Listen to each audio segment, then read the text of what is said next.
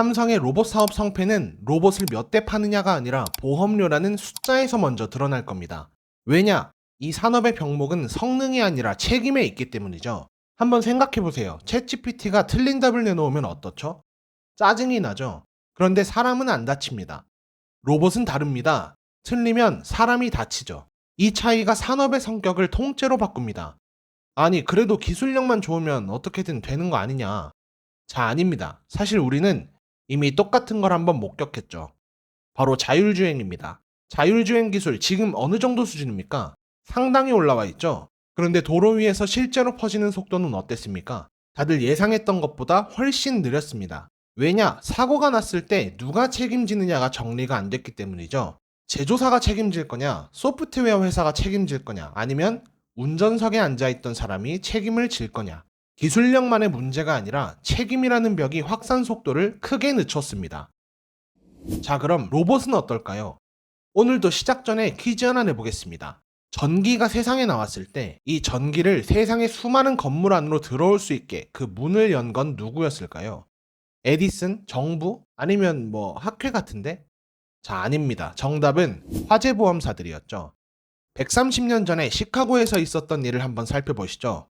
1893년 시카고에서 만국 박람회가 열렸습니다. 당시 가장 큰 주목을 받은 전시 중 하나가 전기관이었죠. 박람회장 전체에 약 10만 개 정도의 전등이 깔렸습니다. 1893년에 그 정도 비치면 밤에 도시 하나가 통째로 빛날 정도였죠. 당시 사람들은 난생 처음 보는 빛에 감탄했습니다. 근데 그 화려한 조명을 보면서 완전히 다른 걸 본 집단도 있었습니다. 바로 화재보험사들이었죠. 사람들은 눈에 보인 빛에 감탄했지만 보험사들 눈에 보인 건 불이었습니다. 검증된 적 없는 배선이 그렇게 대규모로 깔린 게 인류 역사상 처음이었으니까요. 언제 불이 나도 이상하지 않은 상황이었던 거죠. 자, 여기서 보험사들이 고민에 빠집니다. 아니, 불 나면 전구회사가 물어주면 되는 거 아니냐. 자, 아니죠. 건물에 불이 나면 돈을 물어주는 건 보험사입니다. 전기 사용량이 늘어나면 화재 위험도 같이 늘어나는데 그 손해를 고스란히 자기들이 지는 거였죠. 그래서 어떻게 했느냐? 박람회 전기 설비를 점검하기 위해서 사람을 한 명 보냅니다. 윌리엄 헨리 메릴이라는 젊은 기술자였습니다. 이 사람이 시카고에 와서 소방초소 2층에 작은 실험실을 하나 차립니다. 직원 2명에 장비 350달러치. 이게 전부였죠. 그리고 1894년 3월에 그 방에서 첫 시험이 시작됐습니다. 자, 그 실험실이 어떻게 됐을까요? 바로 오늘날의 UL이 됐습니다. UL은 Underwriters Laboratories의 약자입니다. 직역하면 보험 인수자들의 실험실이죠. 북미에서 유통되는 전자제품 뒷면을 보면 동그란 UL 마크 붙은 제품이 많습니다. 그게 여기서 시작된 거죠. 정리해볼까요? 전구와 발전 방식을 만든 건 에디슨과 웨스팅하우스였습니다. 그런데 그 전기를 건물에 들이고 확산시킨 건 바로 보험사였죠. 기술을 만든 쪽뿐만이 아니라 돈을 물어줄 책임이 있는 쪽이 산업 확산의 열쇠를 쥐고 있었던 겁니다. 그리고 지금 로봇 산업에서 똑같은 일이 벌어지고 있습니다. 자, 여기서 먼저 통념 하나를 깨야 합니다. 로봇은 성능이 좋으면 잘 팔리는 거 아니냐. 보통 이렇게 생각하죠. 로봇이 사람처럼 잘 움직이고 가격만 맞으면 잘 팔리겠지.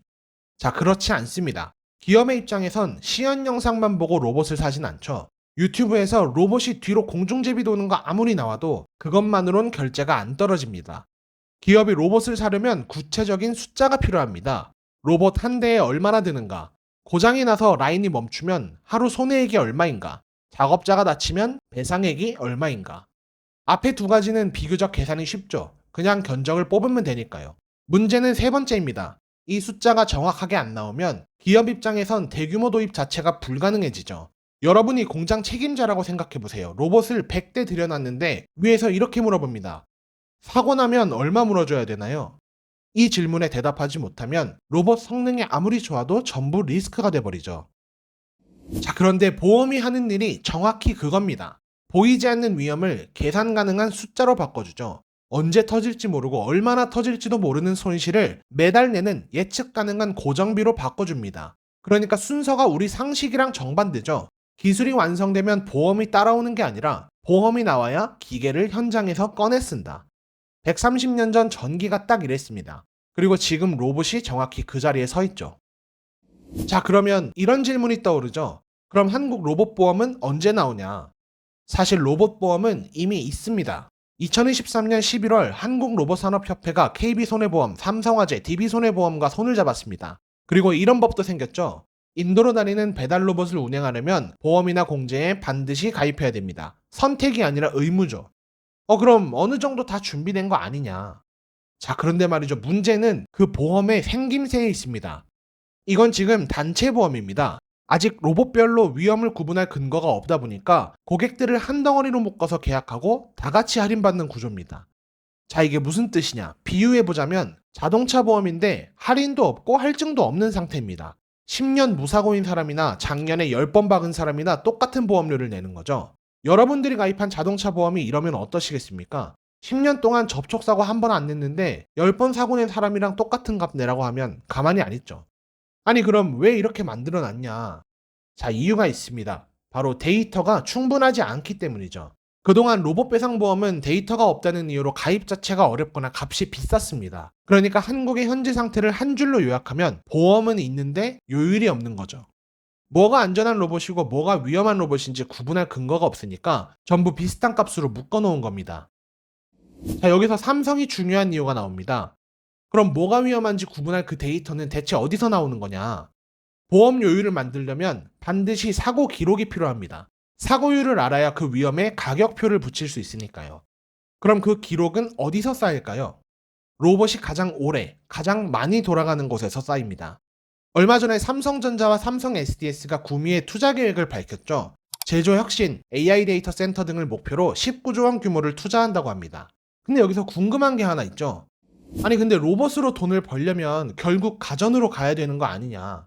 자, 맞습니다. 장기적으로 로봇 산업의 꽃은 가전이 될 거란 전망이 많죠. 제품 마진에 구독 서비스가 붙고 스마트홈 생태계로 이어질 수 있기 때문입니다.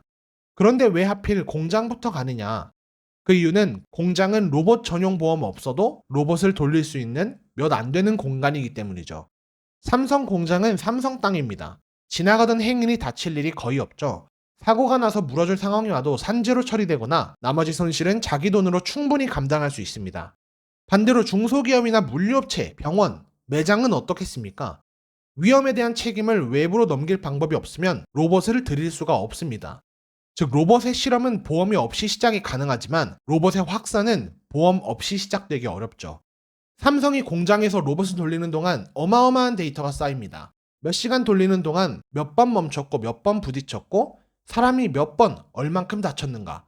이런 데이터들은 로봇을 똑똑하게 만들기 위한 학습 데이터로도 쓰이지만 동시에 보험료를 계산하는 근거로도 쓰입니다. 같은 기록인데 누가 보느냐에 따라 다르죠. 엔지니어가 보면 성능 데이터고 보험사가 보면 손해율 데이터입니다. 그러니까 결국 삼성 공장에서 나온 무사고 시간이 한국 로봇 보험료의 기준선이 될 가능성이 있는 거죠. 따라서 삼성이 로봇을 몇 대 파느냐보다 그 공장에서 얼마나 사고가 안 나느냐가 산업 전체의 속도를 정할 수 있다는 겁니다. 자, 그래서 로봇 시대는 대체 언제 오는 거냐? 정리해보면요. 로봇 산업의 대중화는 로봇이 성능이 좋아져서 막 공중제비를 10바퀴씩 도는 그런 날이 아닙니다. 오히려 로봇 보험에 무사고 할인이나 위험 할증이 생기는 날이죠. 우린 이미 자동차에서 겪었습니다. 처음엔 다들 비슷한 수준의 보험료를 냈죠. 기준을 세울 사고 기록 자체가 충분하지 않았으니까요. 그러다 시간이 지나면서 기록이 충분히 쌓이니까 할인이 생기고 할증이 생겼죠. 그리고 그 시점부터 자동차는 일부의 물건에서 모두의 물건이 됐습니다. 130년 전 전기 산업을 호황으로 끌고 간 건 전구를 만든 회사만이 아니었습니다. 그 기술의 확산에 중요한 역할을 한 건 보험사도 있었죠. 이번엔 전기가 있던 그 자리에 로봇이 앉았습니다. 따라서 우리는 앞으로 로봇 뉴스를 볼 때 시연 영상 말고 두 가지를 더 자세히 살펴봐야 합니다. 첫 번째는 사고 없이 오래 걸린 로봇의 보험료가 더 싸졌는가?